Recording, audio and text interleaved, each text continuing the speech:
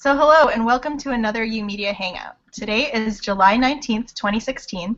I'm Julie Kozlowski from UMedia Chicago, and today we've gathered together the staff of the Multnomah County Library's Rockwood Library Makerspace to show off what they've been doing. We have Lindsay Runyon, who's the Creative Learning Spaces Coordinator. We also have Sarah Ryan, who's a Teen Services Specialist. And we have Desiree Wolcott-Cushman, who's the Makerspace Library Assistant. So thank you all for joining me on this Google Hangout to show off your Makerspace. Can you start by telling us a little bit about how your space came to be? Sure. So I think I would say that we really got started as one of the initial Learning Lab sites in a partnership with the Oregon Museum of Science and Industry, and that was a planning grant where we worked with teens to basically think about what a makerspace could look like that had library and museum components. And we took what we learned from that to then go for the grant that helped us make this space happen, which is also what led to Lindsay's position being created, and then Lindsay came on to help get things going. So I guess I will take over from here. I was hired last March to sort of coordinate this project. I came on board and we had to start programming the next week in the tiniest meeting room you've ever seen. So we basically did programming 6 days a week without anybody being trained or knowing what they were doing for probably, I don't know, 6 months. And then we were able to procure some funds for Desiree's position, so she was then brought on 30 hours a week and was able to take over the programming aspects for me, so I could work on how we're going to evaluate the space and doing outreach to community partners and working on curriculum and procuring equipment and all of that stuff. So we've basically been working on this project for I would say 2.5 years at this point. We got a grant from Mount Hood Cable Regulatory Commission, which is, they're like, they regulate the Comcast contract with the city of Portland, and they do community technology grants. So they had never heard of a makerspace or UMedia or a learning lab before, so we really did a lot of work in explaining what that was to them. And then we were matched again by our library foundation, so that's our fundraising arm of Multnomah County Library, and then matched again by the library. So it's a big project. I think our funds were $1.3 million to get this off the ground. So one thing we haven't said yet is we're in an addition, a brand new addition to the library. So a lot of the cost of this was construction costs and infrastructure. So you don't have to make a space like this for that much money, but that's what we chose to do for this first pilot project. So we concentrate on teens, and our definition of teens is grades 6 through 12. And we can talk about some of the challenges associated with that at our location. There have definitely been some. And we do programming. Right now we're in summertime, so we do Tuesday through Saturday programming, and we alternate open labs, we call them, which is basically drop-in open times, and summer camps. So we basically have 2 to 3 hour programming every day on the same topic. And we'll talk about actually adjusting our programming potentially later too. But yeah, that's pretty much our space. In here, we'll show you around and what we have. I think Julie asked me to do that. Yeah, do you want to do that now? Sure. Do you guys want me to do that? Okay. Cool. I'm going to turn the computer and go slow, but tell me if I'm going too fast. Okay, so right behind me is our favorite tool. Can you see that? Yeah. So this is our laser cutter. Not every space gets to have one of these, and we were really lucky because we built our space that we were able to build in the infrastructure. So you can see here to the left there is an exhaust pipe that goes up and out of the building. So that's pretty much required for a piece of equipment like this, but we can cut anything that is 1/4 of an inch or less in size, and we can engrave on pretty much anything that isn't PVC or vinyl. So things we've been making with it, I'll scroll over here to like our project zone. So you can see, look, there's Desiree's name. So we do a lot of like replicas of things that kids like in 2D. Some of our youth librarians have discovered that you can cut felt on this thing, so like they're little felt creatures for story times. The felt doesn't catch on fire, or it does not catch on fire. Yeah, that kind of felt is kind of stiff. I wonder if you can see it if I pick it up. It's like not the floppiest kind of felt, if that makes sense. It's a little bit stiff, and I think that might help with the cutting. But really, this thing, as long as things are weighed down and are not going to get blown around by the air, you can cut it. We have something here. I'm going to move back over here. If you can see this little tool on the ground is an air compressor, so that actually blows air into the laser cutter to prevent any kind of fires. We also have over here a very fancy fire extinguisher that's only for the laser cutter and other electronics. So it's a Helitron fire extinguisher. It saves your electronics if they catch on fire. So we have seen some small flames in this thing, but you usually can lift open the lid and just blow them out. There's never been anything that's really caught on fire, but it can happen. So that's our favorite tool so far, and it's the one that I feel like is pretty easy for kids to engage with right away. We have a project where they make a bookmark with a silhouette, very similar to what other people have done with the cameos, but we just kind of convert it to the laser cutter. We use Adobe Illustrator as the software. We have a little hummingbird, like, I don't even know what that is. Desiree, is that a car or a boat? Okay, it's a car boat. You have to turn on your mic. It's an amphibious vehicle. Great. Here is one of our 3D printers. I have a love-hate relationship with these things, as probably any space with a 3D printer knows. There are a lot of maintenance work. These Lul spots are the best ones I've ever worked with, and I've worked with a bunch of different brands.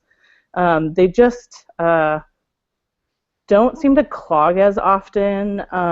They're pretty small, so kids have kind of a limited scope of what they can build on them, which I think is good initially. And they're made with a bunch of 3D printed parts. We actually had a broken part here, and the company sent us a file. We printed it and fixed it, which was kind of cool. Yeah, that's amazing. Yes, so I really like this company. They're out of Colorado, and I know the Colorado libraries really like them because their support is really good. And I don't know, maybe they even come out for the local folks. So our other 3D printer is this Ulta Maker 2, which I like less. It's out of Europe somewhere, and it tends to get clogged pretty often. It has a self-filament feeder in the back, which I can maybe scan around and show you. Maybe I can't get there. Anyway, it's designed to make it easier for filament to be loaded into the extruder. If you know 3D printers, you know what I'm talking about. But what ends up happening is it gets stuck and clogged, and it gets really weird. So I like the 3D printer where you have sort of more control. It's like the black one's like the Honda Civic of 1996, and this white one is like, I don't know, an Audi. Like, you can't really mess with it because it's computerized. Does that make sense? Yeah, it totally makes sense. All right. Can you angle the camera down just a little bit so we can see the 3D printer? Yes. Sorry. Perfect. Yeah, that's great. Okay. So then this is my personal favorite tool. So this is an Other Mill, which is a mini CNC mill. So a CNC mill kind of does the opposite of what a 3D printer does. It cuts away material. Usually they're really big and they require dust collection because they're cutting something. But this one is self-contained, so we don't actually need a dust collection machine, which is usually a vacuum or something that's kind of affixed to the machine. So, and it's also really small, so you can only do really small projects, but I don't know if you can see this. The purple thing is actually a mold out of machine wax, and then the orange is a silicone that we poured in, and they're actually chocolate molds that we pour chocolate in. So the kids designed and made those out of Adobe Illustrator. And then if you can see this little dog tag, our first project that we teach them how to do is how to engrave on metal. And then that brass stuff is actually PCB board, which is printed circuit board. And you can make things that incorporate with electronic projects with that stuff, which is very cool. Other things you can do with it, you can make jewelry, so it machines anything softer than steel and cuts it away, and you can exchange the drill bits out of it. Basically, you can think of it as a big glorified router, which takes drill bits. So that is my favorite. I think I'm going to turn this around. Hello again. I'm moving back to my area. I think, Desiree, do you want to talk a little bit about Arcade Camp and how cool that was? Sure. So Tinker Camp came out and did a program with our teens. That was, they got to build an arcade. There was a storyline involved where they were to create a business model, and they had an allowance on things that they could buy, electronics, parts, and materials, and they built these amazing structures with cardboard.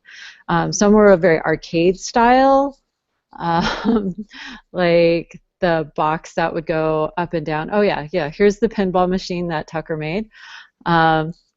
It's as you can see, there's cork stops, or bottle corks, and I don't know, Lego pieces and spoons and a ping pong ball that he put together, and it's just angled perfectly and balanced nicely. They made pachinko games, and I'm trying to think. It was just and the ball one. What are those? The ones where they throw the ball and there's a circle. Skee-ball. That's it. And the other thing, Desiree mentioned Tinker Camp, and that is one of our partners. And so we've worked with a bunch of different partners from the community that have already designed curriculum and have experience working with this age group. And so we've been able to supplement what the staff has been able to offer with a lot of really great outside presenters, which has worked well in some cases. Yeah, at the very end, the kids did an arcade, and they invited the public in, and we had about 40 people attend outside of the campers. It was a really nice event. So I will say that one thing that we've been doing that's really cool is having quarterly open houses. So one thing about our space is it's teen only, which means that only teens can come in, but this neighborhood has everybody else in it too, and so the little kids and also adults want to see what's in here. And while we don't do programming for them in this space, we do let them come in during the open house and have teens show off sort of what they've done and some of the equipment that we have that is their favorite. So I think that's like a pretty important part of what we're doing, is that like offering engagement for more than just our teens and inviting them to bring their friends and family in. We don't want it, in this neighborhood we have lots of folks from all different kinds of ethnic and racial backgrounds, and I think that one thing that we've seen is like folks come in as a family unit, and that it's hard to pull just teens into here without engaging the rest of their family. So a couple things we've done to sort of engage the other folks are we have Friday programming for 2nd to 5th graders, not in this room but in another meeting room, and those programs are science-based, and really we sort of steer that age group there and have them graduate into the Makerspace. That's the idea. So when they're the summer of after 5th grade, they can come in here. And I think that that's really helped us sort of not say no to younger kids, which I know can be an issue for spaces that are teen only. And for adults, we're talking about having like one adult night in the far future in this space so that we can sort of spread this kind of learning around to different audiences. I think, you know, the struggle there is like keeping this a teen space while engaging other audiences, if that makes sense.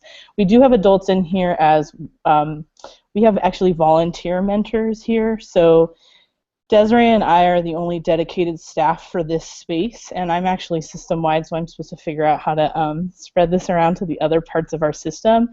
We just got another 20-hour person, which is very exciting, so we'll have basically 60 hours of staff time in this space. That does not equal 60 hours of programming time. We probably offer 20 to 25 hours a week of programming. What was I saying with that?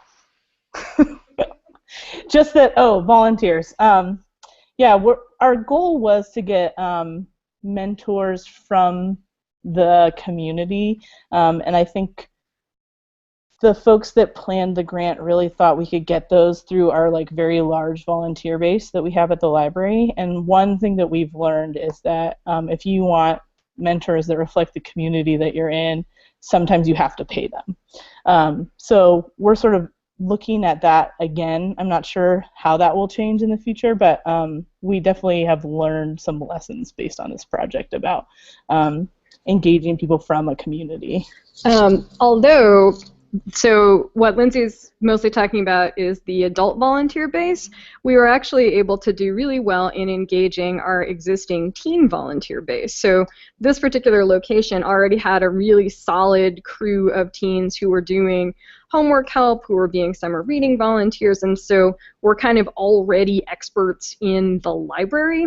And then as the space has been open, they have been able to get engaged in new ways with the work of the space. So, and Desiree's been very involved in that, in working with the teens who are already volunteers.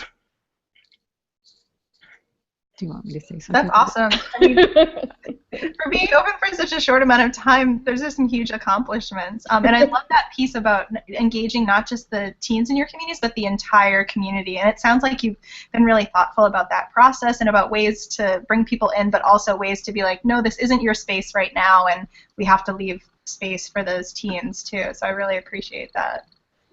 And I know you mentioned you have some themes around your programming. Do you want to talk about that a little bit? Sure, we can talk about that. Will you mute yourselves? Oh, you did. Okay, great. So when we started, we thought it was really important. I mean, we're a connected learning site and we're a self-directed learning site. So that means when kids come in, we like do kind of a reference interview for those library folks in the crowd. Where we're trying to gauge like sort of what kids are interested in and then plug them in ways that we can in this space.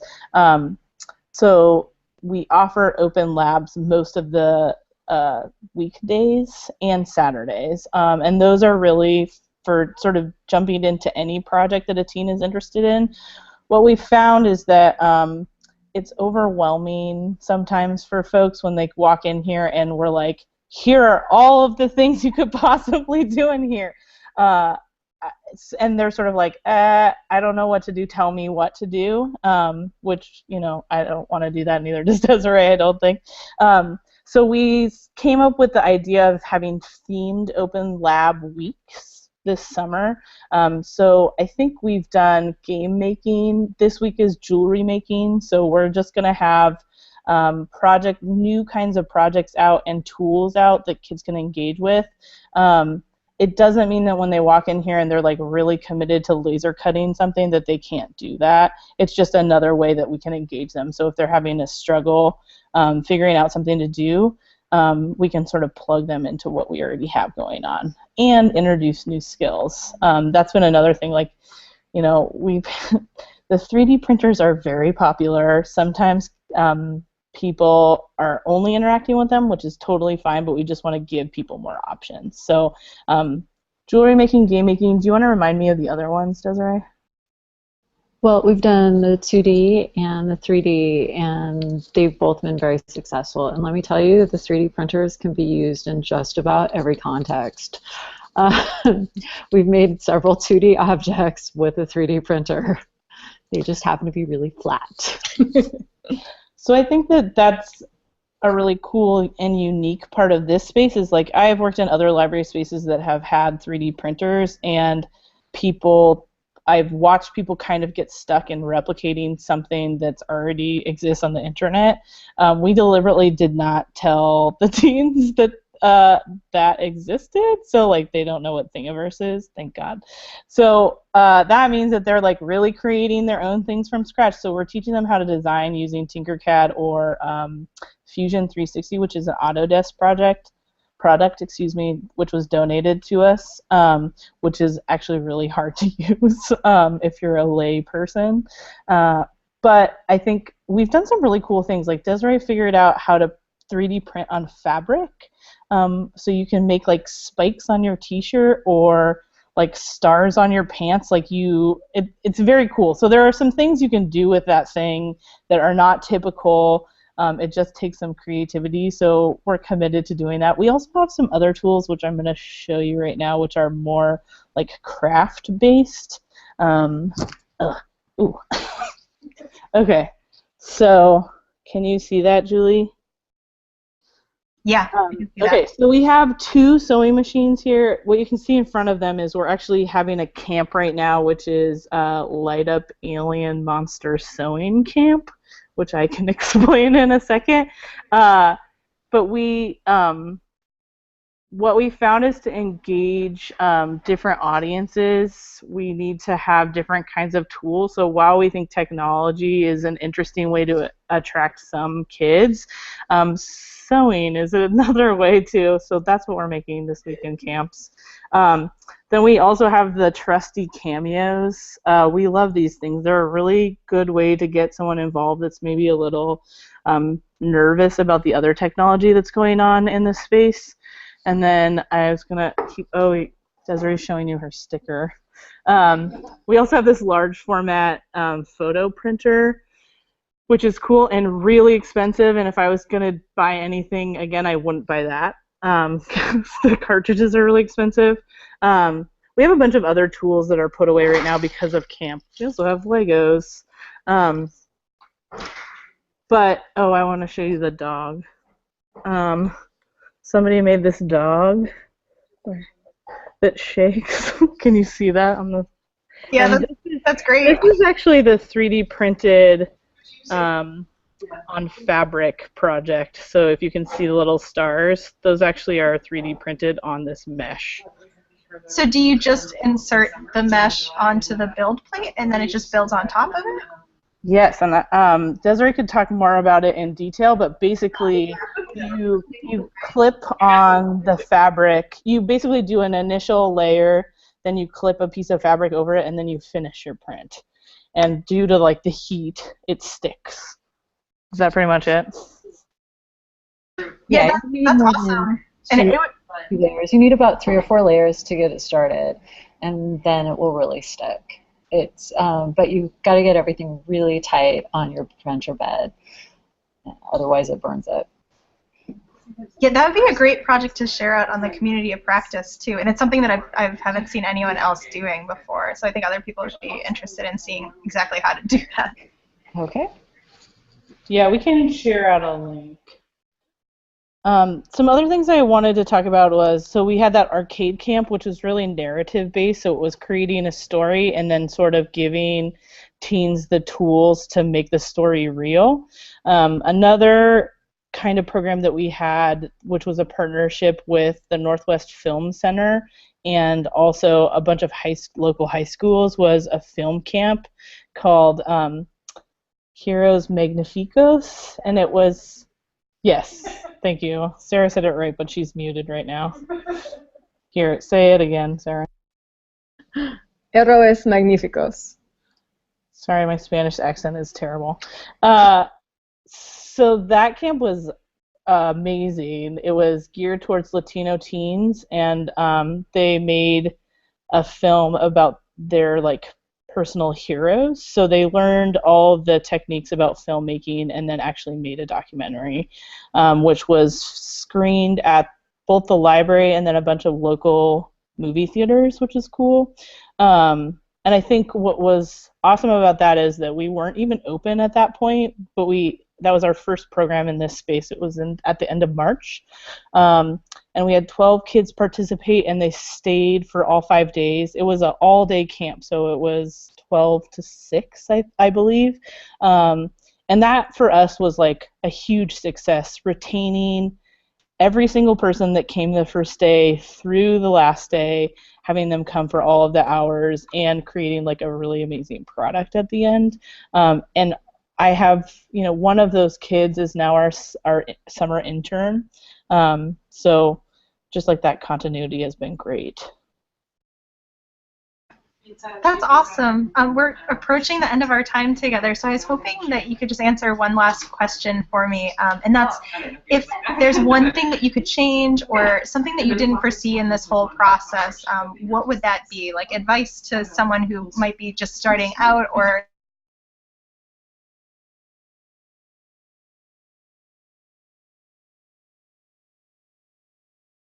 you're all still muted, so I can't hear you. Okay, sorry, the screen froze on me. I think you guys can add into this if you want, but I think probably, and I'm going to speak from like a infrastructure standpoint or a system standpoint. I think that we really struggled in figuring out how to staff this space. I think initially my bosses thought we could do it with the staff that we had at the library branch, so we really got everyone who is an information services staff, which means librarians and library assistants, involved in staffing this space, whether or not they were comfortable with technology or any of these kinds of skills, or teens or not. And I think that there were two things about that. One was actually a positive, which I did not anticipate, and then we dealt a lot with work fatigue, because folks were already doing their full-time jobs and then coming in here. So if you can start out with dedicated staff for a space, I think that provides not only like relief for your staff, but also provides consistency with mentorship for teens, which I think is really important if you have a teen space, so that a kid, you're doing outreach, it's the same person who's in the space, who they see, who they know they're going to see the next day. So I think that's really important. But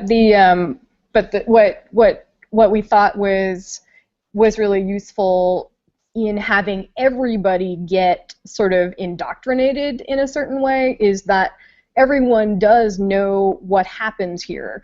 And so even though not everybody from the branch is now working in the space, everybody still knows kind of how to sell it and how to describe what's happening in a way that helps people who are new to it to understand. And so there's sort of a balance, I think, that maybe we would recommend between, like, everybody needs to know something, and then you want to have the people who really, like, are here all the time, who are the consistent mentors. So I think what was really positive about staff all being in here initially is that they all were trained on all of the equipment, so they understand how everything works in here. We can use them when we get into situations where somebody goes on vacation or is sick. You guys are unmuted. Sorry. So I think that, like Sarah said, is a real positive. I think that also all of those staff do in-reach now in the library, so for us that means that they go out and are basically like, are you a teen? Like, I have to show you the Makerspace, and can take people on tours while programming's going on, and then like do a delicate handoff to Desiree, which has been really useful. So I think that while it was a challenge, it ended up being a positive for us. We figured it out, but it took us a year of doing programming to really get to the sweet spot of like having a consistent full-time person in this space. That's awesome. I feel like you all have shared so much today, so I really want to thank you for showing off not just your space, but talking about how it came to be and the different things that you've been working on.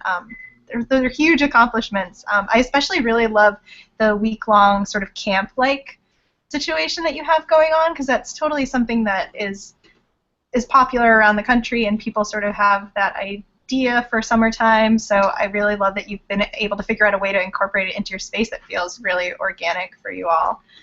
So thank you again to Lindsay, Sarah, and Desiree. You can find more information about UMedia and the Learning Labs at the Community of Practice, and that's at community.umedia.org. So thank you.